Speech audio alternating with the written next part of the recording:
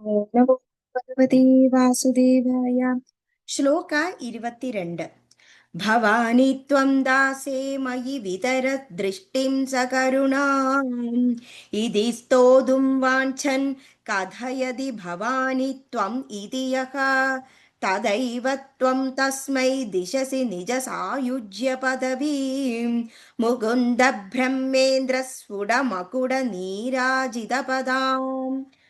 ഭവാനി, ഹേ ഭവാനി, ത്വം നിൻ തിരുവടി, ദാസേ മയി ദാസനായ എന്നിൽ, വിതര ദൃഷ്ടിം ദൃഷ്ടി വിക്ഷേപത്തെ ചെയ്ത് അരുളിയാലും, സ കരുണാം കരുണയോടു കൂടിയ, ഇതി എന്ന്, സ്തോതും വാഞ്ചൻ സ്തോത്രം ചെയ്യുവാൻ ആശിക്കുന്നവനായിട്ട്, കഥയതി ഉച്ചരിക്കുന്നുവോ, ഭവാനി അല്ലയോ ഭവാനി, ത്വം ഭവതി ഇതി എന്ന്, യഹ യാതൊരുവൻ, തഥാ ഏവ അപ്പോൾ തന്നെ, ത്വം ഭവതി തസ്മൈ അവന്, ദിശസി നൽകുന്നു, നിജ സായുജ്യ പദവിയും ആത്മസായുജ്യത്തെ മുഴുവനായിട്ട്, മുകുന്ദ ബ്രഹ്മേന്ദ്ര സ്ഫുട വിഷ്ണു ഭഗവാൻ ബ്രഹ്മദേവൻ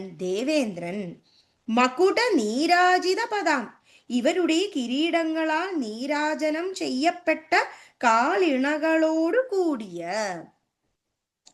അല്ലയോ ഭവാനി, നിൻ തിരുവടി ദാസനായ എന്നെ കരുണയോടെ തൃക്കൺ പാർത്തരുളിയാലും എന്ന് സ്തോത്രം ചെയ്യുവാൻ ആഗ്രഹിക്കുന്നവനായി ഭവാനി, നിൻ തിരുവടി എന്ന് യാതൊരുവൻ പറഞ്ഞു തുടങ്ങുന്നുവോ അവന് ആ ക്ഷണത്തിൽ തന്നെ വിഷ്ണു, ബ്രഹ്മാവ്, ദേവേന്ദ്രൻ എന്നിവരുടെ കിരീടങ്ങളാൽ നീരാജനം ചെയ്യപ്പെട്ട കാൽ തളിരിണകളോടുകൂടിയ ആത്മസായുജ്യ പദവിയെ ഭവതി നൽകുന്നു.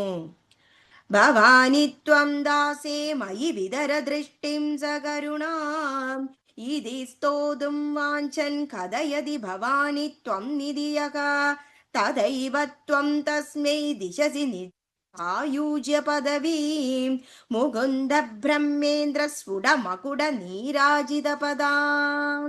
ശ്രീഹരേ നമഃ, ശ്രീഹരേ നമഃ. ഗോപികാ ജീവന സ്മരണം. ഗോവിന്ദ ഗോവിന്ദ. Thank U.